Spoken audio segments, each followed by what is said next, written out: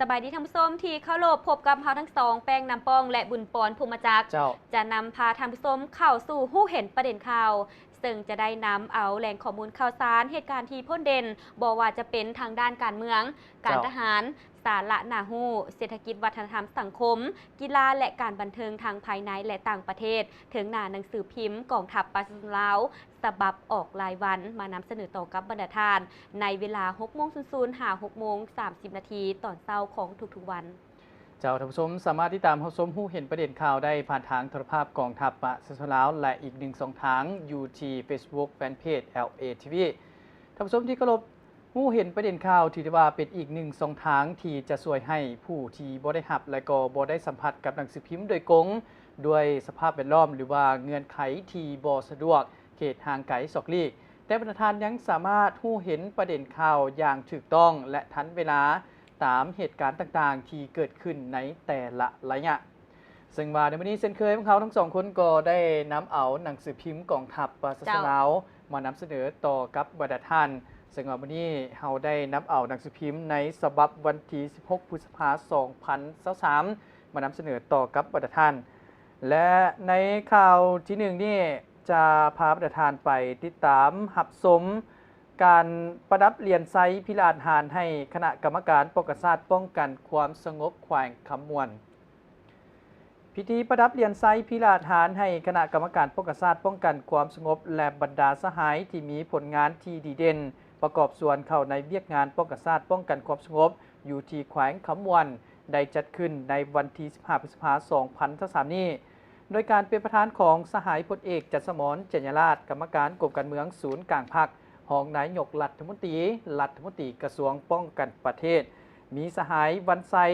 พองสวรรค์กรรมการศูนย์กลางพรรคเจ้าแขวงกำมวลและนอกจากนั้นทานก็ยังเป็นประธานป้องกันชาติป้องกันความสงบแขวงกำมวลอีกด้วย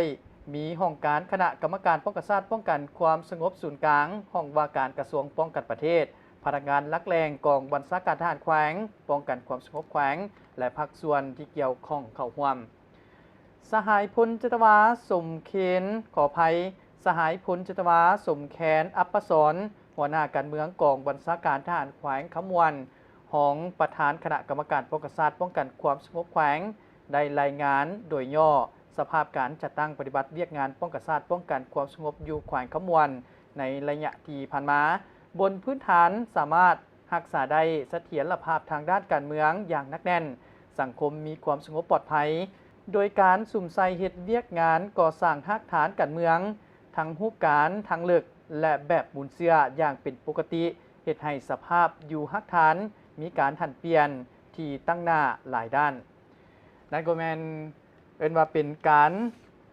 ประดับเหรียญไซพิราชหารให้คณะกรรมการป้องกันชาติป้องกันความสงบแขวงที่ได้สุ่มใส่ทั้งสติปัญญาและก็เหือแห้งเหตุให้ขอบเขตบริเวณที่ตนเองรับผิดชอบโดยเฉพาะก็แมนอยู่แขวงขมวนนั้นมีความสงบปลอดภัยโดยพื้นฐาน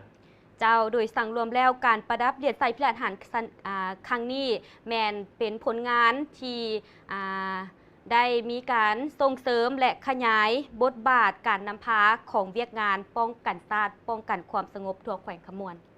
เจ้าทางผู้ชมและมาต่อที่สถาบันอนามัยการพยาธิและส่งเสริมสุขภาพกองทัพสรุปการก่อสร้างหน่วยพักปลอดภัยเข้มแข็งนักแน่นซึ่งกองประชุมสรุปถอดถอนบทเรียนการนำพาก่อสร้างหน่วยพักปลอดภัยเข้มแข็งนักแน่นประจำปี 2022 หา 2023 ของสถาบันอนามัยการพยาธิและส่งเสริมสุขภาพกองทัพได้สำเร็จลงในวันที่ 12 พฤษภาคม 2023 นี้ภายหลังที่ได้ดำเนินมาเป็นเวลา 3 วันโดยการเป็นประธานของสหายพลตรีคำเพชรศรีสานนท์กรรมการคณะประจำพรรคกระทรวงป้องกันประเทศเลขาคณะพรรคองค์การกรมใหญ่หัวหน้ากรมใหญ่พลาธิการกองทัพซึ่งสถาบันอนามัยการพยาธิและส่งเสริมสุขภาพกองทัพแมนปัจจุบันนี้สถาบันมีสมาชิกพรรคทั้งหมด126 สหายหญิง78 สหายประกอบมี1คณะพรรคหักฐาน9หน่วยพรรคขึ้นกับผ่านมาคณะพรรคหักฐานคณะหน่วยพรรคได้ยกสูงภาระบทบาทความรับผิดชอบเข้าในการซี่นำพาบรรดาสมาชิกพรรคให้เสริมซึมและกำแน่นต่อแนวทางการนำพาของพรรคอย่างละเอียดจะแจ้ง เจ้าท่านผู้ชมซึ่งว่าในการสรุปก่อสร้างด้วยพรรคปลอดใสเข้มแข็งนักแน่นนี้สมาชิกพรรคทุกสหายก็ต้องเป็นแบบอย่างน้ำหน้าให้บรรดาสหายที่อยู่ในกลุ่มกองนั่นก็คือปลอดใสก็ปลอดใสทุกด้านบ่ว่าจะเป็นเวียกงานทางด้านนอกหรือว่าทางด้านในก็ต้องมีความโปร่งใสและก็ปลอดใสสำหรับการเข้มแข็งนี้ก็ต้องเข้มแข็งทางด้านการจัดตั้งการอภาต่างๆหรือว่าทางด้านของความนักแน่นนี่ทางด้านแนวคิดการเมืองบรรดาสหายก็ต้องมีความนักแน่นเพิ่มเติมท่านผู้ชมต่อไปจะให้ประธานได้มาติดตามรับชมข่าวกรมอุปโภคบริโภคสรุปการก่อสร้างหน่วยผักปลอดใสเข้มแข็งนักแน่นวันที่10 พฤษภาคม 2023 นี้หน่วยผักกรมอุปโภคบริโภคกรมใหญ่พลาธิการกองทัพดำเนินชีวิตการเมืองเพื่อสำรวจกวดกาตีราคา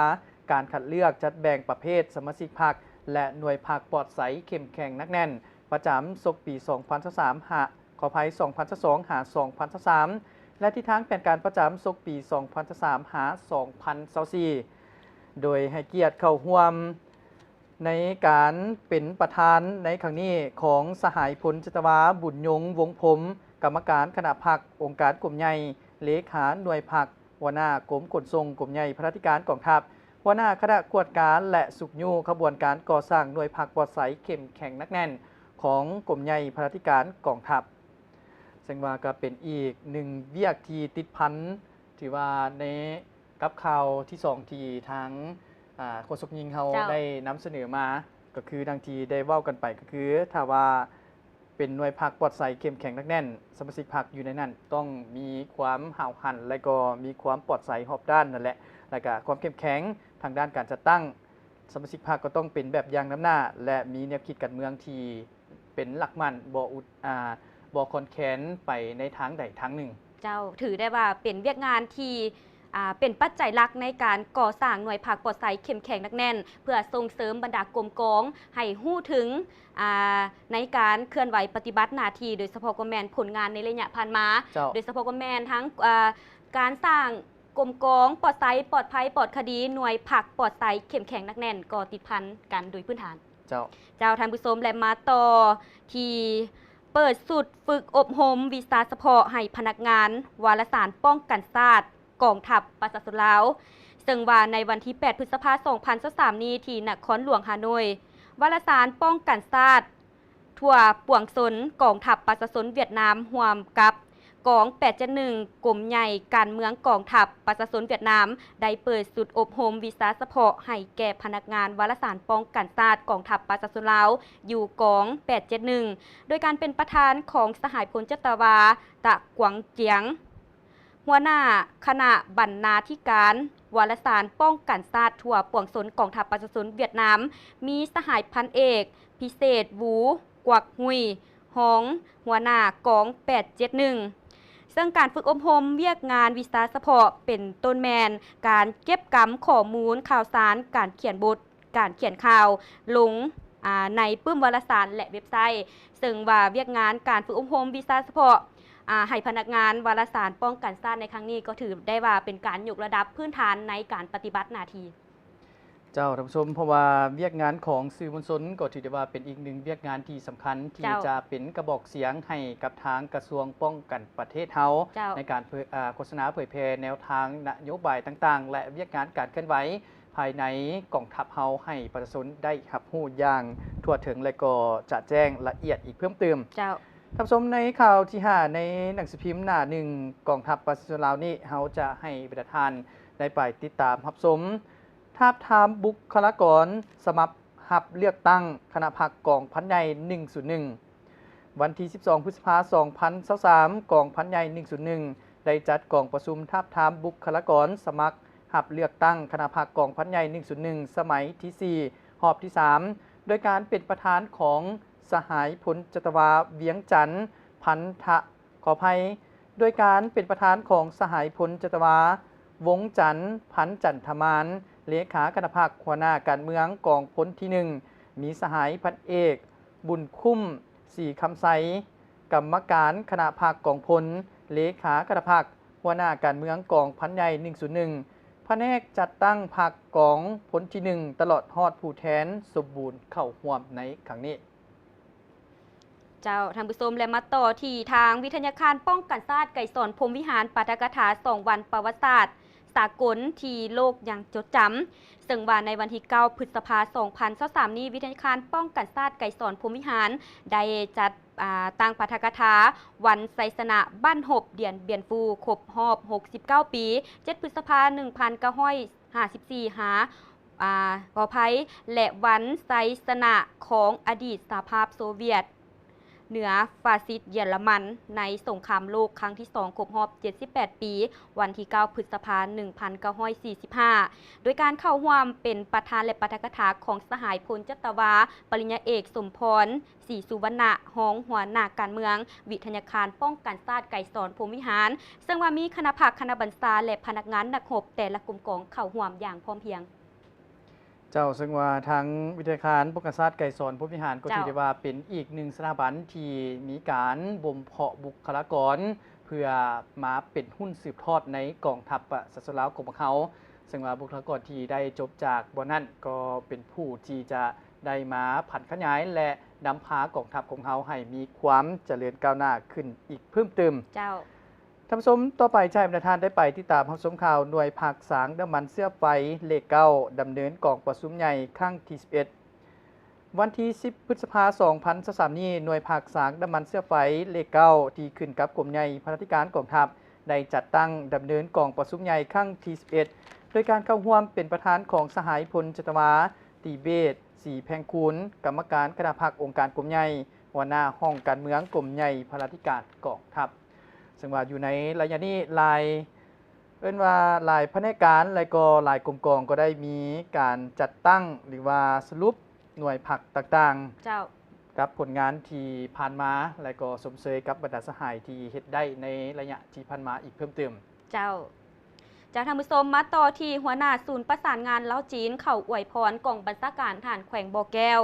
วันที่ 9 พฤษภาคม 2023 นี้สหายพันตีวางซี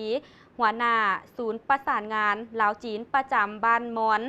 พร้อมด้วยคณะได้นำเอากระตาของขวัญเข้าอวยพรสหายพลจัตวาบุญมีพามีไสกรรมการคณะประจำพรรคแขวงเลขาคณะพรรคหัวหน้าการเมืองกองบัญชาการทหารแขวงบ่อแก้วในโอกาสที่สหายได้มารับหน้าที่เป็นหัวหน้าศูนย์คนใหม่โอกาสนี้สหายพันตีวางซีได้กล่าวคำอวยพรไซอันประเสริฐมาอย่างสหายพลจัตวา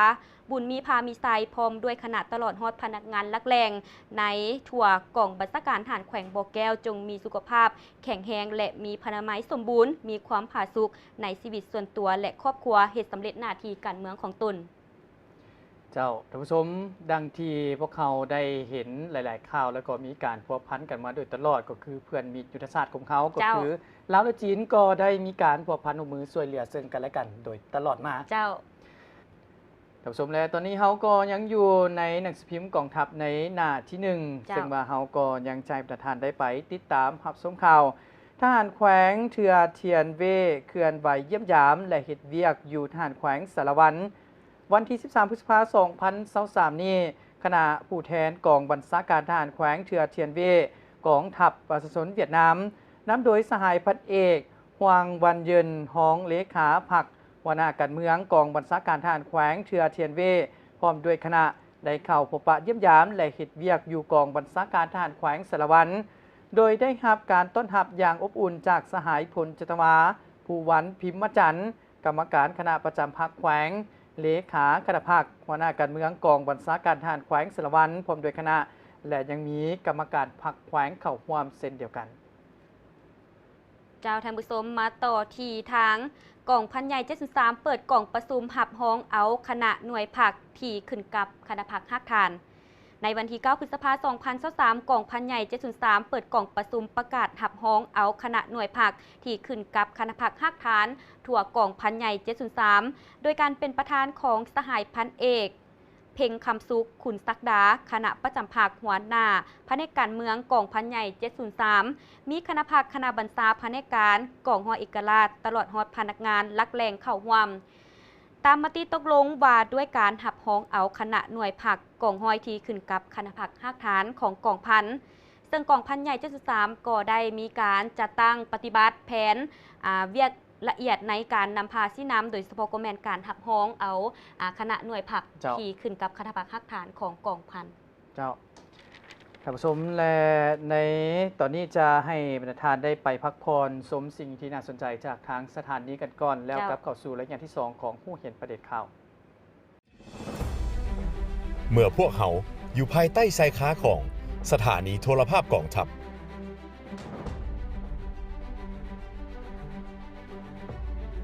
บ่ว่าจะใกล้หรือไกลสะดวกหรือยุ่งยากพวกเขาก็พร้อมที่จะเดินทาง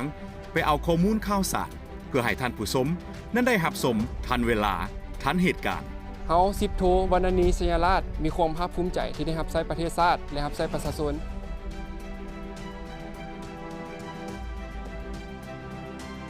พวกเขาคำนึงถึงจรรยาบรรณและหน้าที่รับผิดชอบเสมอ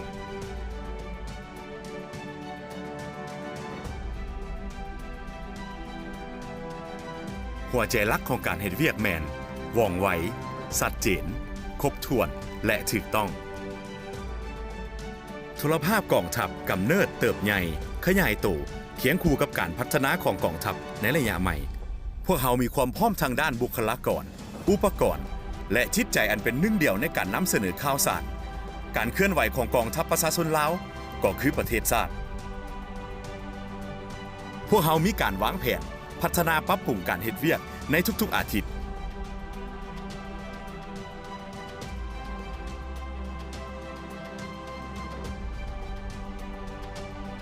เพื่อให้แน่ใจว่าท่านผู้ชมจะได้รับสาระความรู้ที่ครบถ้วนและชัดเจน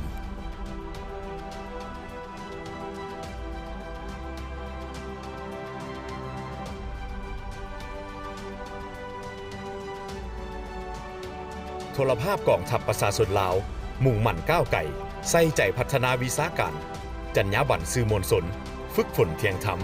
นำเสนอข้อมูลข่าวสารสาระบันเทิงว่องไวทันสมัยบริการรับใช้ประชาชน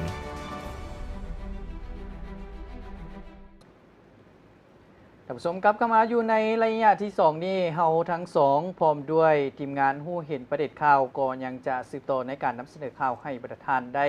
รับรู้ไปพร้อมๆกัน เจ้า ซึ่งว่าในตอนนี้จะให้ประธานได้มาติดตามรับชมข่าวศูนย์ฝึกอบรมกองพันใหญ่ 497 ปิดการแข่งขันกีฬาของกองห้อยทหารใหม่สุดที่ 8 วันที่ 5 พฤษภาคม 2023 ผ่านมานี้ศูนย์ฝึกอบรมกองพันใหญ่ 497 ได้ปิดขบวนการแข่งขันกีฬามวลชนของกองห้อยทหารใหม่สุดที่ 8 โดยการให้เกียรติเป็นประธานของสหายพันโทถาวรพุทธวงศ์หัวหน้าการทหารกองห้อยทหารใหม่ มีคณะพักคณะบรรษานักเรียนครูอาจารย์ ตลอดทอดนักกีฬาทหารใหม่เข้าร่วม จุดประสงค์เพื่อเป็นการสร้างบรรยากาศให้มีความเบิกบานมวลซื่นพร้อมทั้งหัดแน่นความสามัคคีระหว่างคณะพักคณะบรรษากองห้อย พนักงานครูอาจารย์ก็คือกำลังทหารใหม่ให้แน่นแป้นถือว่ากีฬาก็เป็นอีกหนึ่งช่องทางที่จะช่วยหัดแน่นความสามัคคีสร้างความเป็นปึกแผ่นระหว่างนักเรียนทหารใหม่และก็ครูอาจารย์ที่ได้อยู่ร่วมกันได้ฝึกร่วมกัน และกีฬาก็ยังจะช่วยเฮ็ดให้สุขภาพมีความแข็งแรงอีกด้วย เจ้าท่านผู้ชมและมาต่อที่หน่วยสาวหนุ่มห้องเสนาธิการดำเนินกล่องประชุมใหญ่ครั้งที่ 5 ในวันที่ 2 เมษายน 2023 หน่วยสาวหนุ่มห้องเสนาธิการฐานแขวงไสสมบูรณ์ได้จัดกล่องประชุมสรุปเวียกงานนำพาของคณะหน่วยสาวหนุ่มครั้งที่ 2 สมัยที่ 2 โดยการเป็นประธานของสหายพันโทแสงไพวันคำพิมพ์ทุนศรีขออภัยของสหายพันโทแสงไพวันคำพิทูลศรีบุญเฮืองคณะผักฮักฐานห้องเสนาธิการซึ่งว่าผ่านการ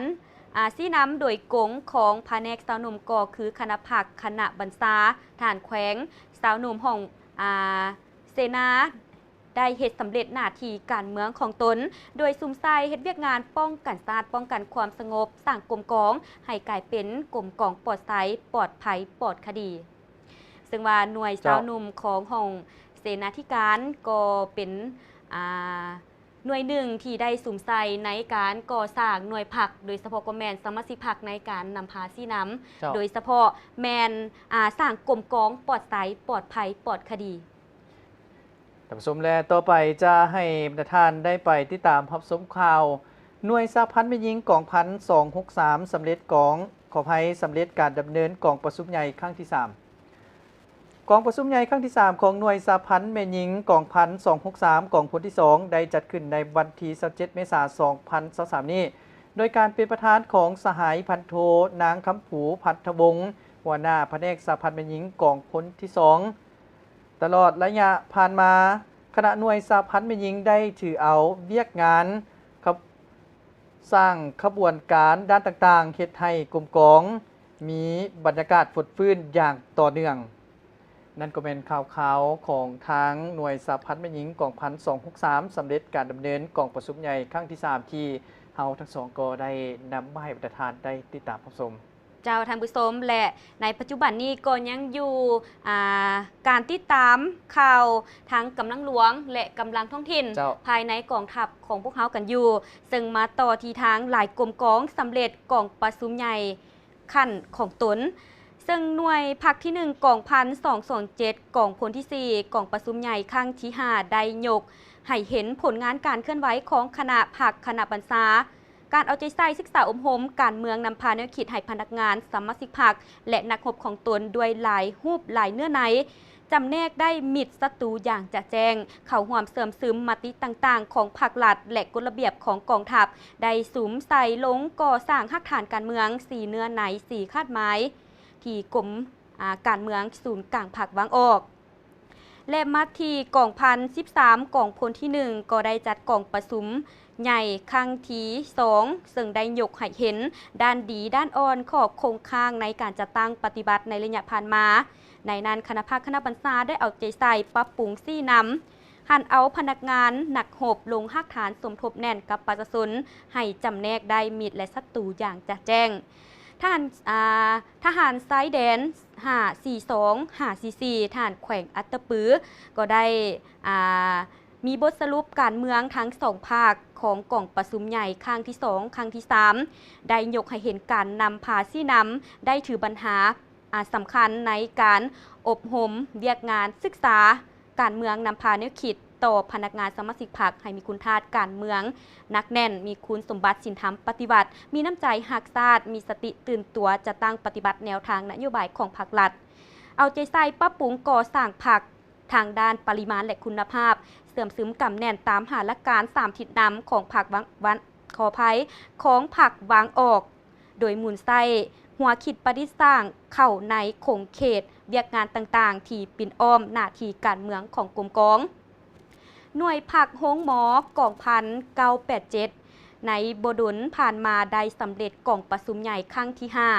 ผ่านการเคลื่อนไหวซี่นำพาปรับปรุงก่อสร้างกรมกองในระยะผ่านมาได้สำเร็จหน้าที่เวียกงานหลายด้านติดพันกับการจัดตั้งปฏิบัติหารหลักการ3ทิศนำของคณะผักขันถึงวางออกซึ่งว่าปัจจุบันนี้หน่วยผักที่3โฮงหมอขึ้นกับคณะผักหักฐานแผนกพลาธิการมีสมาชิกผักทั้งหมด51สหายสมบูรณ์50สหายสำหอง1สหายหน่วยผักที่1ที่2ที่4และที่5ห้องอบรมวิทยาคารการแพทย์กองทัพก็ได้ถือเอาเวียกงานการก่อสร้างหักฐานการเมืองเป็นเวียกงานสำคัญลงลึกใกล้ชิดติดแท้กับเก็บกำสภาพแนวคิดและการเมืองของสมาชิกพรรคดำเนินชีวิตการเมืองศึกษาอบรมการเมืองแนวคิดด้วยหลายรูปการหลายวิธีเหตุให้สมาชิกพรรคมีความนักแน่นทางด้านการเมืองมีคุณสมบัติศีลธรรมปฏิบัติมีความจงหักภักดีต่อพรรครัฐจำแนกได้มิตรศัตรูอย่างจะแจ้งซึ่งทางหน่วยภาคกองห้อย1กองพัน701กองพันใหญ่279ได้นำเอาบรรดานิติกรรมต่างๆของขันถึงมาเผยแพร่ให้สมาชิกพรรคได้รับผู้สำซึมกำแน่นแนวทางนโยบายของพรรคกฎหมายของรัฐข้อกำหนดกฎระเบียบของกองทัพเหตุให้พนักงานสมาชิกพรรคมีคุณธาตุการเมืองนักแน่นมีคุณสมบัติศีลธรรมปฏิบัติสามารถที่สำเร็จหน้าที่ที่การจะตั้งมอบหมายให้เจ้าท่านผู้ชมและต่อไปจะให้บรรดาท่านได้ไปติดตามรับชมข่าวทหารเมืองไสยบุรีปิดสุดอบรมหัดแอบให้กำลังกองร้อนกองห้อยที่ 4 กลุ่มบ้านนาตาก ในบดลมานี้กองบัญชาการทหารเมืองไสยบุรีแขวงไสยบุรีได้ปิดสุตุพมหัดแอบการเมืองการทหารให้กำลังกองร้อนกองห้อยที่4กลุ่มบ้านนาตากเมืองไสยบุรีแขวงไสยบุรีโดยการเป็นประธานของสหายบุญแทนถิแก้วเจ้าเมืองไสยบุรีประธานป้องกันชาติป้องกันความสงบเมืองสหายพันโทบุญไทยลินทองห้องหัวหน้าห้องเสนาธิการกองบัญชาการทหารแขวงไสยบุรีการฝึกแอบทำเฮียนในระยะ10 วันซึ่งภาคการเมืองได้เฮียนเอกสารหมุนเสื้อของกองทัพประชาชนลาวเอกสารการหันเปลี่ยนโดยสติของศัตรูเอกสารสิทธิและหน้าที่ของกำลังกองร้อนและเอกสารว่าด้วยการคุ้มครองอาวุธลูกกระสุนของกองร้อนภาคการทหารเฮียนทฤษฎีขอไปเฮียนวิชาระเบียบวิชาศิลปยุทธ์ยุทธวิธีและภาคปฏิบัติตัวจริงแม่นยิงลูกปืนแท้นั่นก็เพื่อสร้างให้กองร้อนมีความรู้ความสามารถเพิ่มเติมและก็คล่องแคล่วในการใช้อาวุธลูกกระสุนต่างๆเพื่อเตรียมรับมือกับปัญหาต่างๆที่อาจจะเกิดขึ้นเจ้าถือได้ว่าเวียกงานอบรมหัดแอบก็เป็นเวียกงานหนึ่งที่สำคัญเพื่อรับประกันในการป้องกันโดยเฉพาะกแมนทางด้านเวียกงานกองร้อนรับประกันในการเคลื่อนไหวปฏิบัติเวียนยามป้องกันเหตุให้สภาพมีความสงบโดยพื้นฐานเจ้าทางผู้ชมและมาต่อที่ทางกองบัญชาการทหารเมืองวาปีแขวงสารวันแฮกเซียวกับบ้านโนนข้อปฏิบัติตามแผนการลงก่อสร้างหากฐานการเมืองพัฒนาชนบทรอบด้านตาม4เนื้อใน4คาดหมายและคำสั่งแนะนำของกรมการเมืองศูนย์กลางภาคว่าด้วยการสร้างหากฐานประชาชนให้มีความนักแน่นเข้มแข็งอยู่แห่งการพัฒนาท้องถิ่นให้มีความสงบในนี้เว้าเฉพาะอยู่แขวงสารวันก็ได้ชี้นำคณะพรรคขั้นต่างๆหันเอากำลังลงก่อสร้างหากฐานการเมืองศึกษาอบรมให้เข้าใจต่อแนวทางนโยบายของพรรคและพัวพันแฮกเซียวกับอำนาจการปกครองท้องถิ่นในการช่วยเหลือประชาชนทำการผลิตการปลูกฝังเลี้ยงสัตว์ตามเงื่อนไขทาแหงบ่มซ่อนของแต่ละกลุ่มกองตั้งทัพอยู่ซึ่งว่าทางการกองบัญชาการทหารเมืองวาปีก็ได้มีการแฮกเซียวกับบ้านโนนข้อซึ่งเป็นการพัวพันช่วยเหลือซึ่งกันและกันในการปฏิบัติหน้าที่เวียกงานภายในแขวงและเมืองเจ้าซึ่งว่าเฮ็ดให้เวียกงานต่างๆมีความสะดวกสบายเพิ่มขึ้นและก็ฮัดแน่นความสามัคคีอีกด้วยเจ้าท่านผู้ชมต่อไปจะให้ประธานได้ไปติดตามผู้ชมเกี่ยวกับหวนคืนมูลเสื้อซึ่งว่าในด้านเฮาจะนำเอากองพันที่2ฝ่าวงปิดล้อมของศัตรูกลับคืนสู่เขตที่มั่นอย่างปลอดภัยมานำเสนอต่อกับประธานเจ้าด้วยเจตจำนงจะดับศูนย์กำลังปฏิบัติลาวภายหลังบ่ได้รับผลจากการตัวยั่วซื้อจ้างจอบอ้อยหลายครั้งต้นเดือนพฤษภาคม 1959 ศัตรูนำไส้กำลังหลายกองพันดำเนินการปิดล้อม2กลุ่มกองกำลังประกอบอาวุธของฝ่ายประเทศลาวอย่างแน่นหนาท้วงให้กองพันที่1ตั้งอยู่เสียงเงินและกองพันที่2ตั้งอยู่ทงไหหินปลดอาวุธจากนั้นวันที่ 18 พฤษภาคม 1959 ผู้บัญชาการสูงสุดทหารหุ่นเวียงจันทน์ได้ยืนค้ำขาดให้2กลุ่มกองดังกล่าวต้องยอมจำนนภายในเวลา24 ชั่วโมงในสภาพอัตคัดและเข่งค้อนโดยบริสุทธิ์ต่อผักต่อประชาชนพนักงานนักรบกองพันที่2ได้มีแผนการนำไส้ไหวพริบและความองอาจกล้าหาญฝ่าลงขอภัยและความองอาจกล้าหาญฝ่าวงปิดล้อมของศัตรูกลับคืนสู่เขตที่มั่นได้อย่างปลอดภัยย้อนมีการจัดตั้งเคลื่อนทัพและมีกำลังหลอกศัตรูฉะนั้นการถอนทัพของกองพันที่2ออกจากไทยจึงรักษาความลับและปลอดภัยดีฮอดเวลา 7:00 ของวันที่ 19 พฤษภาคม 1959 เมื่อศัตรูบุกเข้าหวังจะปลดอาวุธของกองพันที่2ตามเจตจำนงของพวกเขาแต่ในที่สุดต้องตกสะเงะบ่นึกบ่ฝันอยู่ในค่ายยังเหลือเพียงความมิดเงียบความวางเป่าบ่มีฮอดเงาของพนักงานนักรบกองพันที่2พวกศัตรูเจ็บแค้นแน่นใจสหายพันตีคำสุขอินทรีเสียงใหม่ผู้บัญชาการทหารเขต เสียงขวางขอภัยผู้บัญชาการทหารเขตย่อยเสียงขวางหีบพรระดมกำลัง6กองพันทหารภาค2ของพวกเขาเพื่อไล่ตามดับศูนย์กำลังกองพันที่2นอกนั้นยังมีเรือบินสวยหนุนอ้อมข้างทงไห่หินและตามเส้นทางที่พวกเขาคิดว่ากำลังของกองพันที่2จะผ่านไปนั่นก็แมนมูลเสื้อที่เฮาได้นำมาเล่าให้ประธานได้ติดตามหับสมและหับฟังไปพร้อมๆกันซึ่งว่าวิรกรรมของกองพันที่2หลายท่านอาจจะหู้ดีกันแล้วซึ่งเป็นวิรกรรมที่มีความองอาจกล้าหาญยอมเสียสละแต่บ่ยอมจำนนมีความบริสุทธิ์ต่อพรรคต่อชาติและต่อประชาชนลาวบรรดาเผ่าเจ้าท่านผู้ชมและยังอยู่ที่ทางการรายงานข่าวถึงหน้าหนังสือพิมพ์กันอยู่มาต่อที่หน้าที่8ซึ่งอำนวยการหอพิพิธภัณฑ์ประวัติศาสตร์กองทัพเพชรเวียกอยู่กองพลที่2วันที่9พฤษภาคม2023นี้สหายพันเอกคำศรีลีฟุงอำนวยการหอพิพิธภัณฑ์ประวัติศาสตร์กองทัพประชาชนลาวพร้อมด้วยคณะทีมงานได้เฮ็ดเวียกอยู่กองพลที่2โดยมีสหายพันเอกวงเพชรเพ็งพาณิชย์คณะประจำภาคกองพลหัวหน้าห้องการเมืองกองพลที่2พร้อมด้วยคณะให้การต้อนรับซึ่งจุดประสงค์ในการลงเคลื่อนไหวเฮ็ดเวียกของคณะในครั้งนี้เป็นต้นแมนการเก็บกำเอาบรรดาเนื้อในข้อมูลรูปภาพและวัตถุกรรมที่เป็นมูลเสื้อประวัติศาสตร์ผลงานในการเคลื่อนไหวปกปักรักษาและสร้างสาพัฒนาประเทศชาติของกรมกองเหล่าหบก่อคือถั่วกองพลที่2สร้างได้ตลอดระยะผ่านมาเพื่อนำเอาไปปรับปรุงวางแสดงอยู่หอพิพิธภัณฑ์ประวัติศาสตร์กองทัพประชาชนลาวเจ้าท่านผู้ชมการลงเคลื่อนไหวเก็บกำข้อมูลในครั้งนี้ก็เพื่อนำมาเผยแพร่ให้สังคมได้รับรู้โดยเฉพาะก็แมนคนหุ้นใหม่เฮาที่จะได้รับรู้ถึงผลงานและก็วีรกรรมอันล้ำเลิศของแต่ละกลุ่มกองที่ได้สร้างมาในระยะของการต่อสู้ปลดปล่อยชาติซึ่งว่ากองพลที่2ก็ได้มีอีกหลากหลายผลงานที่พ้นเด่นที่จะได้นำมาเสนอต่อกับบรรดาท่านได้รับชมซึ่งในนั้นบรรดาท่านก็ยังสามารถเข้าไปเบิ่งผลงานของบรรดากลุ่มกองต่างๆอยู่ภายในกองทัพเฮาอยู่ที่หอพิพิธภัณฑ์กองทัพได้เช่นเดียวกัน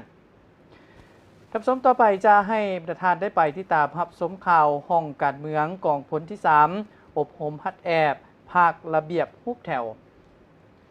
ในวันที่9พฤษภาคม2023นี้ห้องการเมืองกองพลที่3ได้อบรมฮัดแอบภาคระเบียบเกี่ยวกับการจัดรูปแถวขึ้นอยู่ที่เดินบานของกองพลที่3ซึ่งนำโดยสหายพันเอกบุญหลายอุดมหุ่นคณะภาคกองพลหัวหน้าห้องการเมืองกองพลที่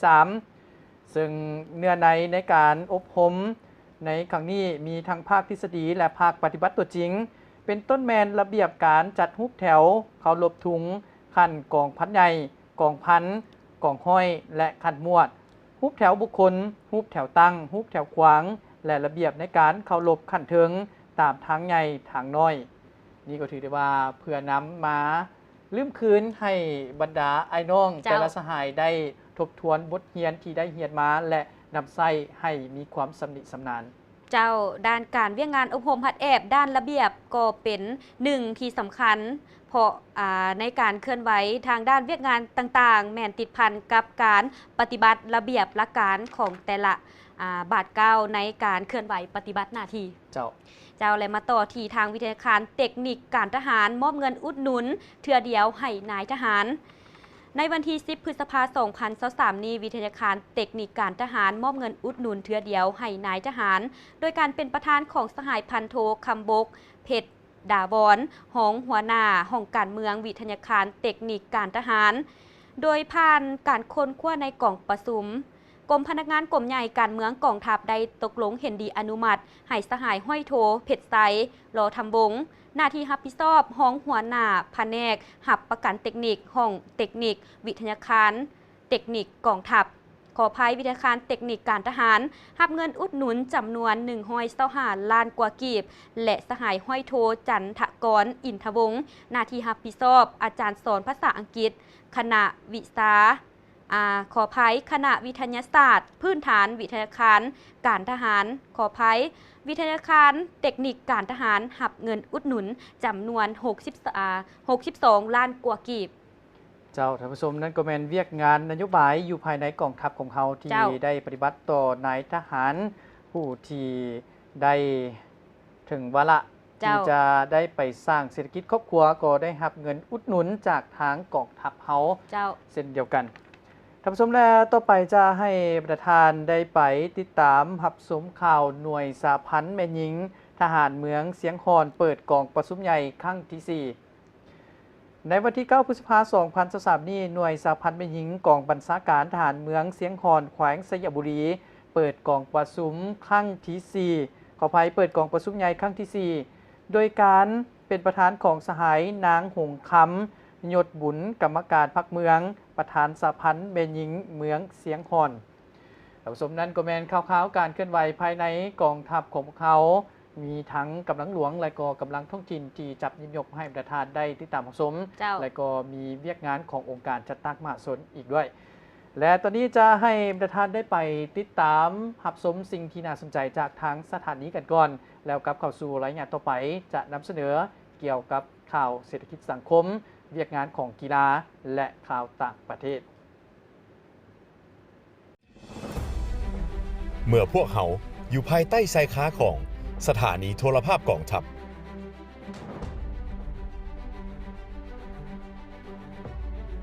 บ่ว่าจะใกล้หรือไกลสะดวกหรือยุ่งยากพวกเขาก็พร้อมที่จะเดินทางไปเอาข้อมูลข่าวสารเพื่อให้ท่านผู้ชมนั้นได้รับชมทันเวลาทันเหตุการณ์เฮา10โทวรรณณีสยาราชมีความภาคภูมิใจที่ได้รับใช้ประเทศชาติและรับใช้ประชาชน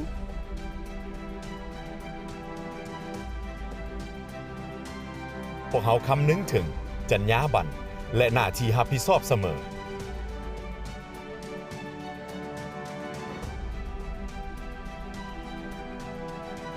หัวใจหลักของการเฮ็ดเวียกแมนว่องไวชัดเจนครบถ้วนและถูกต้องโทรภาพกองทัพกำเนิดเติบใหญ่ขยายตัวเคียงคู่กับการพัฒนาของกองทัพในระยะใหม่พวกเขามีความพร้อมทางด้านบุคลากรอุปกรณ์และจิตใจอันเป็นหนึ่งเดียวในการนำเสนอข่าวสารการเคลื่อนไหวของกองทัพประชาชนลาวก็คือประเทศชาติพวกเขามีการวางแผนพัฒนาปรับปรุงการเฮ็ดเวียกในทุกๆอาทิตย์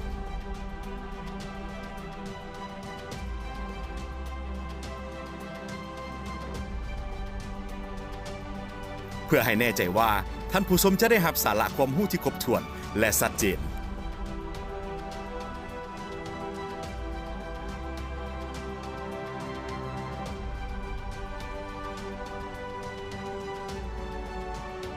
โทรภาพกองทัพประชาชนลาว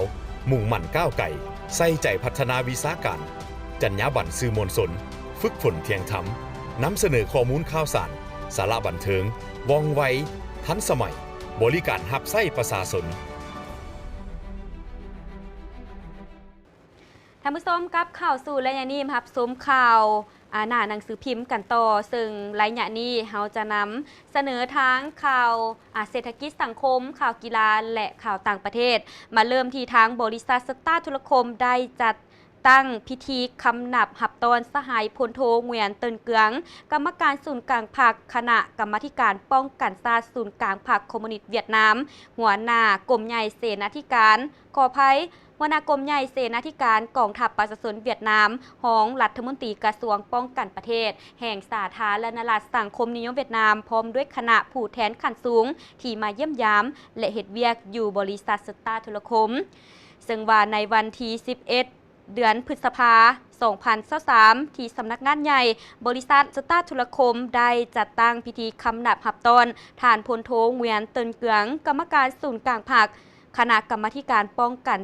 ชาติศูนย์กลางพรรคคอมมิวนิสต์เวียดนามหัวหน้ากรมใหญ่เสนาธิการกองทัพประชาชนเวียดนามห้องรัฐมนตรีกระทรวงป้องกันประเทศแห่งสาธารณรัฐสังคมนิยมเวียดนามพร้อมด้วยคณะผู้แทนขั้นสูงที่มาเยี่ยมยามและเฮ็ดเวียกที่บริษัทสตาร์โทรคมเป็นเกียรติเข้าร่วมโดยทานพลโทเงวียนเตินเกืองกรรมการศูนย์กลางพรรคคณะกรรมาธิการป้องกันชาติ ศูนย์กลางพรรคคอมมิวนิสต์เวียดนามหัวหน้ากรมใหญ่เสนาธิการกองทัพประชาชนเวียดนามรองรัฐมนตรีกระทรวงป้องกันประเทศแห่งสาธารณรัฐสังคมนิยมเวียดนามท่านฟาร์มมิงเจียนกรรมการขออภัยที่ปรึกษารองเอกอัครราชทูตสาธารณรัฐสังคมนิยมเวียดนามประจำสาธารณรัฐประชาธิปไตยประชาชนลาวพร้อมด้วยคณะผู้แทนขั้นสูงของกระทรวงป้องกันประเทศเวียดนามท่านพันเอกววันทงที่ปรึกษาทูตทหารเวียดนามประจำลาวพร้อมด้วยบรรดาคณะผู้แทนการนำขั้นสูงของกระทรวงป้องกันประเทศสาธารณรัฐสังคมนิยมเวียดนามที่มาเยี่ยมยามและฝ่ายกลุ่มบริษัทกองทัพเวียดเทลท่านพันเอกเตาดึกถังประธานพร้อมทั้งเป็นผู้อำนวยการใหญ่ของกลุ่มบริษัทเวียดเทลให้เกียรติต้อนรับการเยี่ยมยามโดยท่านเจิงจุงฮึงผู้อำนวยการใหญ่บริษัทสตาร์ธุรคมพร้อมด้วยอำนวยการพันการศูนย์ของบริษัทสตาร์ธุรคมเจ้าท่านผู้ชมนั่นก็แมนข่าวที่มีการพัวพันกับทางเวียกงานภายในกองทัพและก็เป็นข่าวเศรษฐกิจสังคมที่เฮาได้นำมาเสนอต่อกับบรรดาท่านเจ้าและต่อไปจะให้บรรดาท่านได้ไปติดตามรับชมข่าวอยู่ในหัวข้อที่ว่าวงจรเศรษฐกิจทิศทางในการพันขยายแนวคิดไกสอนพรหมวิหารเกี่ยวกับการพัวพันเศรษฐกิจกับต่างประเทศถึงว่าผ่านมาสาธารณรัฐประชาธิปไตยประชาชนลาวจะสามารถพันขยายแนวคิดไกสอนพรหมวิหารเกี่ยวกับการพัวพันเศรษฐกิจกับต่างประเทศเข้าในพฤติกรรมตัวจริงและสามารถสร้างได้ผลสำเร็จอย่างหลวงหลายก็ตามแต่ยังมีข้อคงค้างจำนวนหนึ่งที่ต้องได้เอาใจใส่แก้ไขเป็นต้นแมน 1. การเผยแพร่บรรดาแนวคิดไกสอนพรหมวิหารเกี่ยวกับเวียกงานการพัวพันเศรษฐกิจกับต่างประเทศยังบ่ทันกว้างขวางนับทั้งขั้นศูนย์กลางจนฮอดขั้นท้องถิ่นอันที่ 2 การปฏิบัติแนวทางการต่างประเทศการพัวพันเศรษฐกิจกับต่างประเทศยังบ่ทันปฏิบัติได้บนหลักการเสมอภาพต่างฝ่ายต่างมีผลประโยชน์ในระยะผ่านมาสาธารณรัฐประชาธิปไตยประชาชนลาวโดยส่วนหลายแม้นยังเฮ็ดบ่ทันได้ดีในหลักการดังกล่าวอันที่ 3 การพัวพันเศรษฐกิจกับต่างประเทศถึงว่าได้รับการเปิดกว้างกับทุกๆประเทศในโลกก็ตามแต่โดยส่วนหลายแม้นปฏิบัติได้ดีต่อบรรดาประเทศที่มีระบอบการเมืองที่คล้ายคือกันนอกจากบรรดาประเทศเหล่านี้แล้วการร่วมมือยังบ่ทันมีความหัดแน่นเท่าที่ควรอันที่ 4 การกะเกียมความพร้อมของสาธารณรัฐประชาธิปไตยประชาชนลาวยังเฮ็ดบ่ทันได้ดีในด้านการพัวพันเศรษฐกิจกับต่างประเทศเป็นต้นกับบรรดาองค์การจัดตั้งในภาคพื้นและสากลผลประโยชน์ที่คาดคะเนว่าจะได้รับยังมีน้อยเมื่อเทียบใส่กับความสามารถตัวจริงถือได้ว่าก็เป็นอีกหนึ่งเวียกงานหรือว่าเป็นแนวคิดทางด้านการพันขยายแนวคิดไกสอนพรหมวิหารเกี่ยวกับการพัวพันเศรษฐกิจกับต่างประเทศถือว่าในระยะที่ผ่านมาเขาก็สามารถเฮ็ดได้ดีแต่ยังมีบางปัญหาที่ต้องได้ปรับปรุงแก้ไขเพื่อยู่แหงให้ประเทศเฮาสร้างเศรษฐกิจและก็ก้าวทันกับบรรดาประเทศในโลกนี้เจ้าและมาที่ทางการพัฒนาสังคมกันตืมยุทธศาสตร์การพัฒนาเทคโนโลยีข้อมูลข่าวสารและการสื่อสารปัจจุบันประเทศชาติของพวกเฮาพร้อมก้าวเข้าสู่การปฏิบัติแนวทางของภาคเกี่ยวกับการหันเป็นอุตสาหกรรมและทันสมัยซึ่งเป็นระยะแห่งการเปลี่ยนแปลงจากความหับหู้เข้าใจและการดำรงชีวิตแบบดั้งเดิมที่ล่าหลังเข้าสู่การพัฒนาชีวิตทางวัตถุและจิตใจที่มีการจัดตั้งสูงและคุณภาพใหม่พวกเขาจะต้องได้ตั้งหน้าพัฒนาสาวหนุ่มเยาวชนลาวบรรดาเผ่าให้มีความสามารถทางด้านวัฒนธรรมวิทยาศาสตร์เทคนิคเทคโนโลยีมีสุขภาพจิตและร่างกายที่เข้มแข็งถือได้ว่าเป็นยุทธศาสตร์แห่งการพัฒนาแบบใหม่โดยเฉพาะก็แมนการพัฒนาเศรษฐกิจสังคมและพัฒนาด้านเทคโนโลยีข้อมูลข่าวสารและการสื่อสารที่ทันสมัยขึ้นตื่มเจ้าซึ่งว่าในปัจจุบันนี้เทคโนโลยีที่มีความก้าวหน้าก็จะช่วยในการพัฒนาเศรษฐกิจสังคมในแต่ละประเทศให้มีความก้าวหน้าขึ้นเทื่อละก้าวเจ้าท่านผู้ชมต่อไปจะให้ประธานได้มาติดตามรับชมข่าวกีฬาซึ่งว่าจะพาประธานได้ไปติดตามรับชมข่าวอยู่ทางฝากฝั่งทางประเทศกัมพูชา ในงานมหกรรมซีเกมครั้งที่ 32 นายกกัมพูเชียพร้อมมอบเงิน170 ล้านกว่ากีบให้นักกีฬาแล่นล้านที่สู้จนจบเกม หลังจากที่นางบูซำนังนักกีฬาแล่นล้านทีมชาติกัมพูเชียแล่นฝ่าฝนในการแข่งขันแล่น 5,000 เมตร ขออภัยในการแล่น 5,000 เมตรหญิงในงานมหกรรมกีฬาซีเกมครั้งที่ 32 ที่สนามกีฬาแห่งชาติมรดกเตโซ ซึ่งนักกีฬาคนนี้แล่นแบบบ่ยอมจำนนถึงว่าคู่แข่งคนอื่นๆจะเข้าเส้นชัยไปแล้วประมาณ 6 นาทีก็ตาม แต่เรายังแล่นต่อจนจบการแข่งขันด้วยเวลา22 นาทีขออภัย 54.2 ขออภัย 54.20 วินาที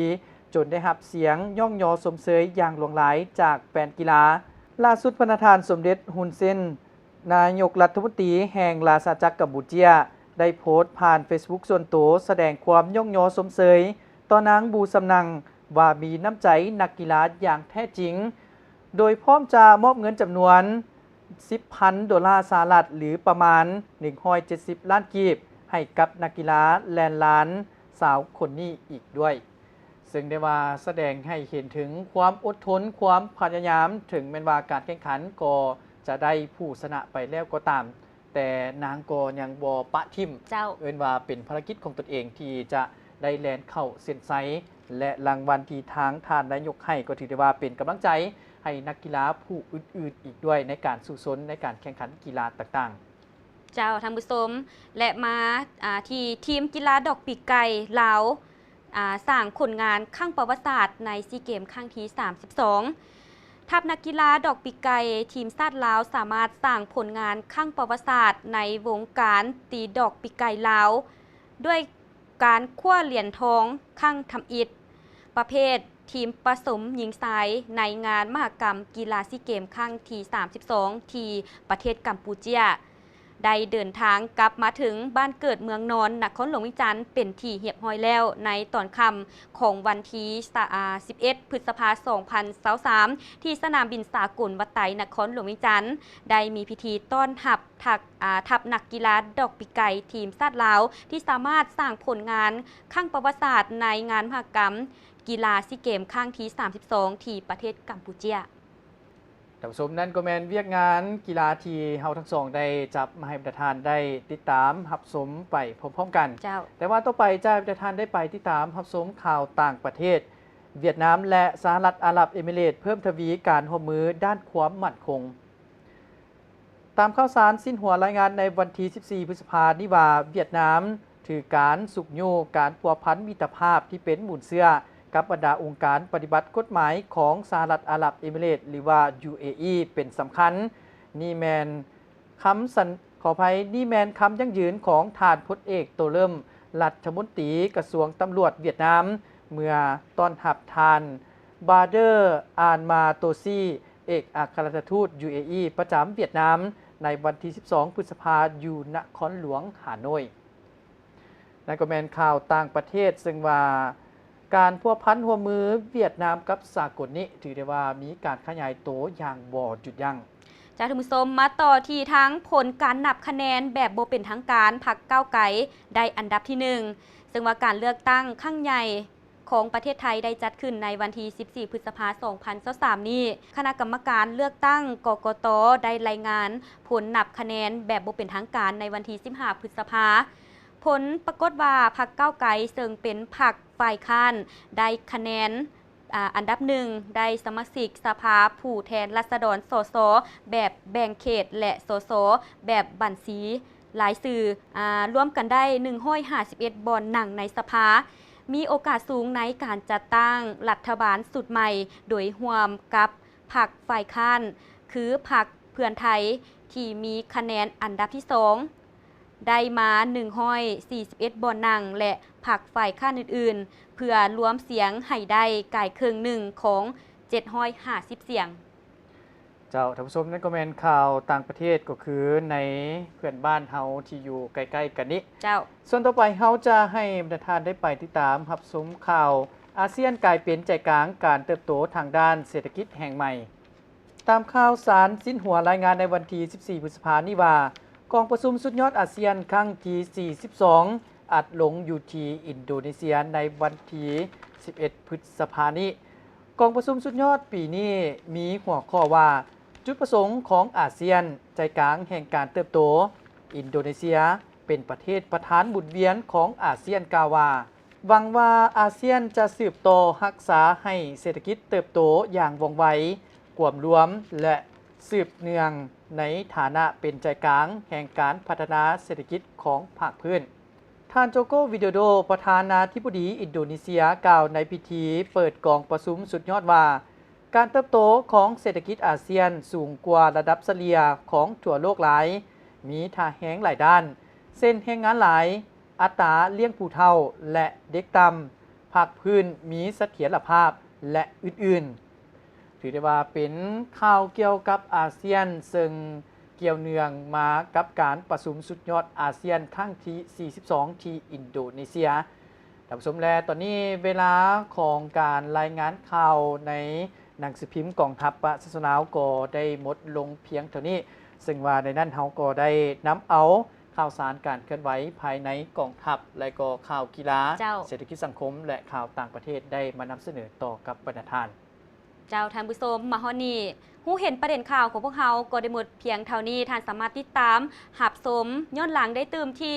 Facebook เพจ LATV หรือ YouTube LATV สำหรับมื้อนี้เฮาแป้งน้ำป้องและบุญปอนพรหมจักรลาท่านผู้ชมไปก่อนสบายดี